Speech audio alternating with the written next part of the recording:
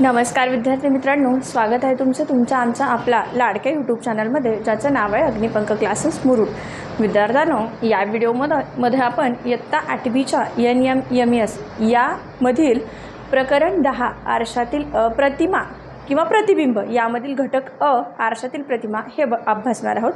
तर जो ब घटक आहे तर तो आहे पाण्यातील प्रतिबिंब. आज बघूयात आपण की आरशातील प्रतिमा या घटकाचा अभ्यास करत असताना काही महत्त्वाच्या मुद्द्यांचा आपल्याला विचार करायला पाहिजे. तर हे जे महत्त्वाचे मुद्दे आहेत हे जर आपल्या एकदम लक्षात आले तर ह्या प्रकरणामधील कुठलीच आकृती आपल्याला अवघड जाणार नाही किंवा कुठल्याच आकृतीमध्ये आपले मार्क्स जाणार नाहीत. बघूयात आपण या प्रकरणामधील महत्त्वाच्या मुद्द्यामध्ये पहिला मुद्दा काय आहे ते.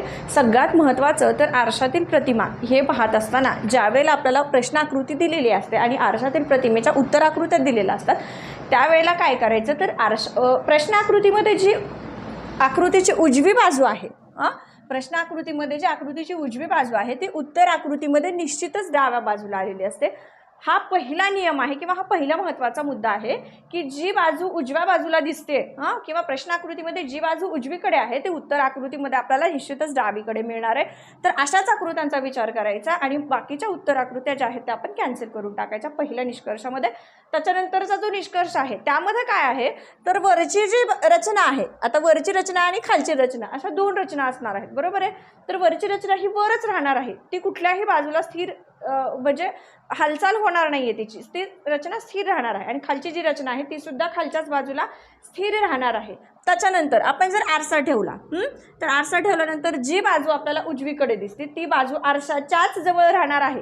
सपोज आता इथं हे आरशाचं चिन्ह दाखवलेलं आहे, तर जर आरसा ठेवला तुम्ही तर ही जी बाजू आहे ती आरशाच्या जवळच राहणार आहे आणि ही डावी जी बाजू आहे ती आरशापासून दूर म्हणजे अपोजिट साईडला दिसणार आहे. हे एक लक्षात ठेवायचं आहे.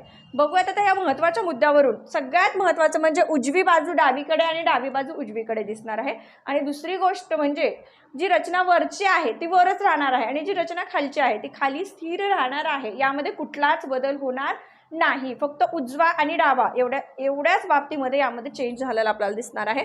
बघूया आता प्रश्नाकृती क्रमांक 1 मध्ये काय दिसतंय ते. आपल्याला बाहेरची जी रचना आहे ती त्रिकोण दिसते आणि उजव्या बाजूला आपल्याला काय दिसतं तर छोटासा वर्तुळ आणि त्याच्यामध्ये एक सिम्बॉल दिसतो.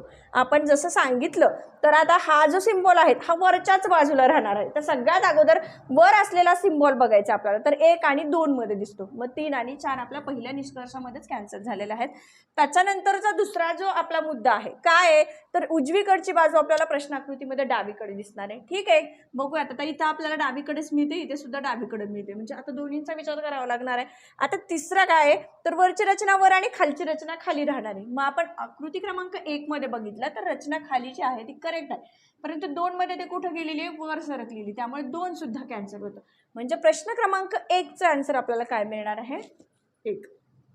त्याच्यानंतर बघूया प्रश्न क्रमांक 2 मध्ये आपल्याला काय दिसतं ते. आता प्रश्न क्रमांक 2 मध्ये आपल्याला 2 रेषांची रचना दिसते आणि या रेषावर छोट्या छोट्या क्रॉस लाईन्स काढलेल्या दिसतात आपल्याला.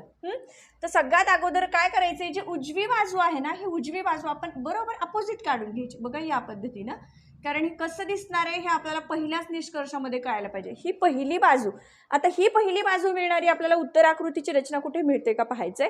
जर आपण याचा विचार केला तर यामधील ज्या रेषा आहेत त्या चुकीच्या आल्या आहेत, त्यामुळे ऑप्शन एक कॅन्सल होतो. 2 मध्ये सुद्धा असं मिळत नाहीये, 3 मध्ये सुद्धा नाही, म्हणजे 1 2 3 कॅन्सल झालेला आहे. आता उरतो काय ऑप्शन 4 मध्ये बघूयात आपण दिसतं का वरची रचना खालची रचना. एक बाजू तर आपल्याला करेक्ट मिळालेली आहे. आता जी डावी बाजू आहे ती इकडे बघूयात. इकडे उत्तर आकृतीमध्ये ते कुठे आलेली उजव्या बाजूला. आपण बघूयात करून की आपल्याला अशीच उत्तर आकृती मिळते का.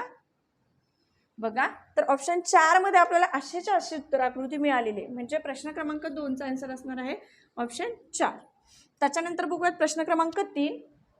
प्रश्न क्रमांक 3 मध्ये आपल्याला एक त्रिकोण दिसतोय, बरोबर आहे. आणि या त्रिकोणाचे 2 भाग केलेले दिसतात. तर उजव्या बाजूच्या भागामध्ये आपल्याला वरच्या बाजूची जी रचना आहे ती वर्तुळाची दिसते किंवा एक छोटासा सर्कल दिसतोय आणि खाली आय असलेला सिम्बॉल आहे, इंग्लिश कॅपिटल लेटर आहे आय, तर हा सिम्बॉल दिसतोय. तर म्हणजे आता ही उजवी बाजू जी आहे ती उत्तर आकृतीमध्ये आपल्याला कुठे मिळायला पाहिजे, डाव्या बाजूला. तर जिथे वरच्या बाजूला वरची रचना वर आणि खालची रचना खाली हे कायम राहणार आहे. तर आता जी वरची रचना आहे, वर सिम्बॉल जो आहे तो 0 किंवा ओचा आहे, हा वरचा आणि खालचा सिम्बॉल आपल्याला डाव्या बाजूला कुठं मिळतोय तीच उत्तर आकृती निवडायची. आता 1 मध्ये इकडे उजवीकडे, इथं सुद्धा उजवीकडे आले, त्यामुळे ही कॅन्सल होणार आहे.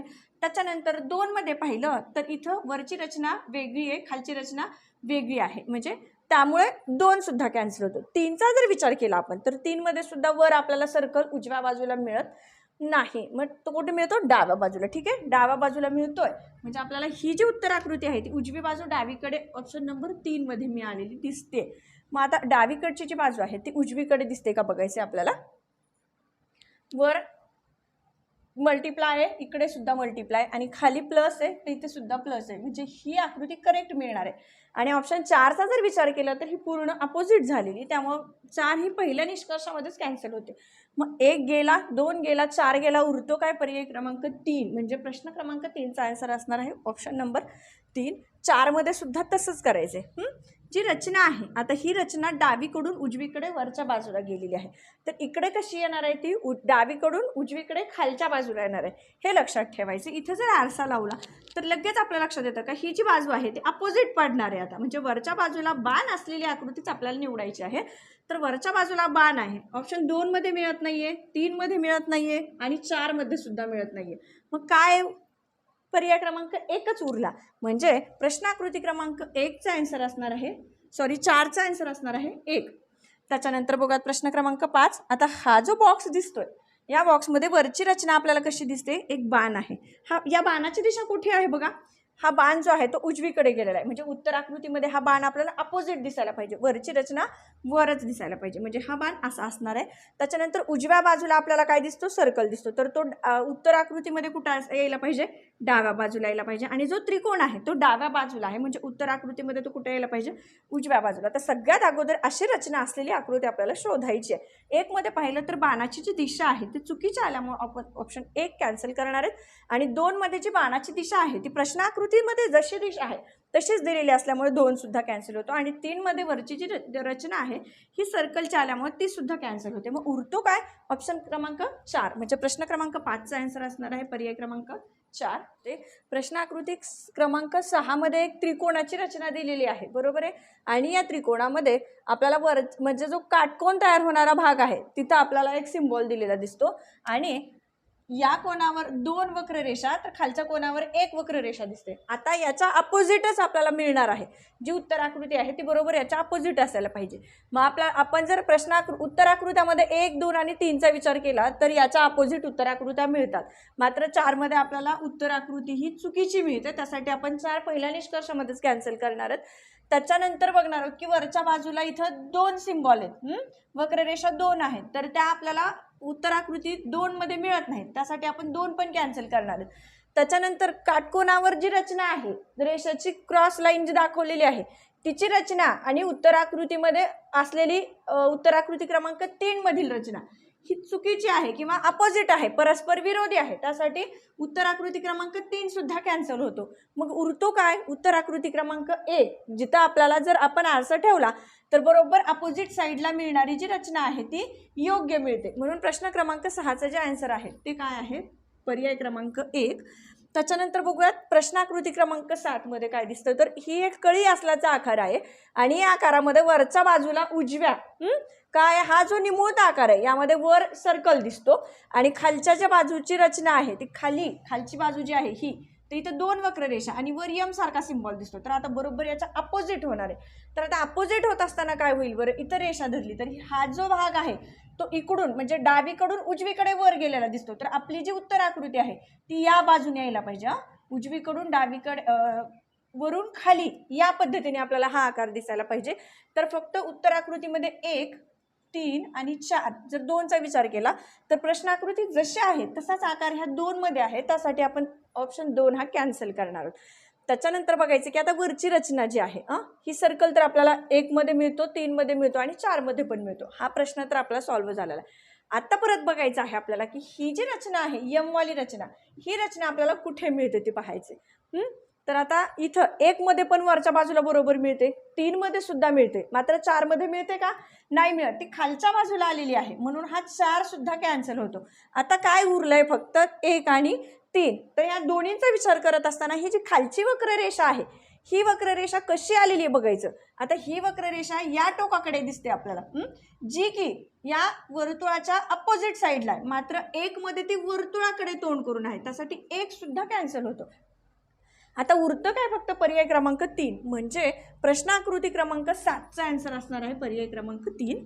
त्याच्यानंतर बघूयात की प्रश्न क्रमांक 8 मध्ये काय दिसते. एक त्रिकोण आहे आणि या त्रिकोणामध्ये आपल्याला काय दिसते, तर तिन्ही बाजूला एक वेगवेगळी रचना दिसते. त्रिकोणाच्या वरच्या बाजूला बाण दिसतो. सगळ्यात अगोदर आपण हे बघायचे की वरची बाजू कायम हे राहणारच आहे आणि खालची जी बाजू आहे ती सुद्धा राहणार आहे, म्हणजे वरच्यात आणि खालच्यात काहीही बदल होणार नाही. बदलणार आहे काय? तर उजवी बाजू जी आहे ती डावीकडे आणि डावी बाजू जी आहे ते उजवीकडे. मग जर उत्तराकृती 1चा विचार केला, वरची रचना आपल्याला मिळते, मात्र डावी बाजू जी आहे ती आपल्याला उत्तर आकृतीमध्ये मिळत नाही, त्यासाठी आपण ऑप्शन 1 कॅन्सल करणार आहेत. 2 मध्ये जो त्रिकोण आहे हा पूर्ण फिरलेला दिसतो, त्यासाठी 2 पण कॅन्सल होतं. आता उरतो फक्त पर्याय क्रमांक 3 आणि 4. तर आता यामध्ये काय करायचंय, ही जी उजव्या बाजूची रचना आहे, उजव्या बाजूच्या रचनेमध्ये उजव्याच बाजूला आपल्याला काय दिसतो, तर एक छोटासा सर्कल आणि त्यामध्ये प्लसचा सिम्बॉल असलेला. मग आता हा परस्पर कुठे यायला पाहिजे? डाव्या बाजूला यायला पाहिजे. मग आपल्याला तो मिळतो का डाव्या बाजूला? कुठल्या आकृतीमध्ये मिळतो? तर ऑप्शन नंबर 3 मध्ये मिळतो. 4 मध्ये तो उत्तर आकृती समानच मिळतो, त्यासाठी 4 सुद्धा कॅन्सल होतो. उरतं काय? प्रश्न फक्त उत्तर आकृती क्रमांक 3चा, म्हणजे प्रश्न क्रमांक 8चा आन्सर आपल्याला मिळणार आहे पर्याय क्रमांक 3.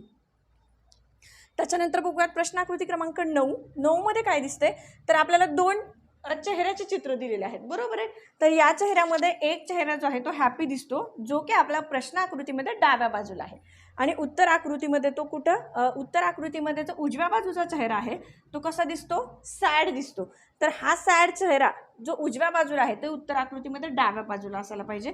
तर मग हा सॅड चेहरा जर डाव्या बाजूला असेल तर तीच आपली निश्चित उत्तर आकृती आहे. त्यामध्ये आपण पहिल्या निष्कर्षामध्ये 3चा तर विचार करणारच नाही आहेत, त्यासाठी 3 कॅन्सल होतो. जर आपण 1चा विचार केला तर 1 मध्ये आपल्याला हा चेहरा डाव्या बाजूला मिळतो, 2 मध्ये हॅपी मिळतो, त्यासाठी हा कॅन्सल होतो. 4 मध्ये पाहिलं तर इथे सुद्धा हॅपी मिळतो, हा सुद्धा कॅन्सल होतो. म्हणजे पहिल्या निष्कर्षामध्येच आपल्याला प्रश्न क्रमांक 9 याचं उत्तर मिळतं, ऑप्शन नंबर 1. त्याच्यानंतर प्रश्न आकृती क्रमांक 10 कडे बघूयात. 10 मध्ये काय दिसतं आपल्याला बघा. तर आता इथं स्टार आणि ही जी रेषा आहे ही सुद्धा एक स्टार सारखीच रेषा आहे, किंवा स्टारच्या मधीलच रेषा आहे समजा. लपलेल्या आकृतीमध्ये अशा रेषा आपल्याला खूप पाहायला मिळतात. तर आता हे जे स्टार आहे हे स्टार आपल्याला उजव्या बाजूला दिसतं, ते निश्चितच उत्तर आकृतीमध्ये आपल्याला डाव्या असायला पाहिजे. तर आपल्याला 1 मध्ये डाव्या बाजूला मिळतं, 2 मध्ये डाव्या बाजूला मिळतं, 3 मध्ये डाव्या बाजूला मिळतं, 4 मध्ये मिळतं. मात्र 3 मध्ये जे स्टार आलेलं आहे ते थोडंसं सर्कलेलं दिसतं किंवा फिरलेलं दिसतं, आपल्याला काही अंशामध्ये फिरलेलं आहे. त्यामुळे पहिल्या निष्कर्षामध्ये ऑप्शन नंबर 3 हा जो आहे तो वगळला जातो. त्याच्यानंतर जर आपण पाहिलं तर ही जी वक्ररेषा आहे फक्त आपल्या या एका वक्ररेषेवरून आपल्याला उत्तर निवडायचं आहे. तर 1 मध्ये जर पाहिलं तर जशी प्रश्न आकृती आहे तसाच उत्तर आकृतीमध्ये सुद्धा याची स्थिती कायम आहे, त्यासाठी 1 कॅन्सल होतो. 2 मध्ये पाहिलं तर 2 मध्ये आपल्याला अपोजिट मिळतं, 3 तर अगोदर कॅन्सल झालेला आहे, आणि 4 मध्ये खालची जी बाजू आहे किंवा खालची जी रेषा आहे ती थोडीशी वेगळी आल्यामुळे 4 कॅन्सल होतं. मग उरतं काय? फक्त ऑप्शन नंबर 2, म्हणजे प्रश्न क्रमांक 10चा आन्सर असणार आहे उत्तर 2. चला तर विद्यार्थ्यांनो, कसा वाटला तुम्हाला आजचा आमचा हा व्हिडिओ हे तुम्ही कमेंट्समध्ये आम्हाला नक्कीच सांगा. आणि जे विद्यार्थी NMSचा अभ्यास करत आहेत अशा विद्यार्थ्यांना हा व्हिडिओ शेअर करायला विसरू नका. धन्यवाद.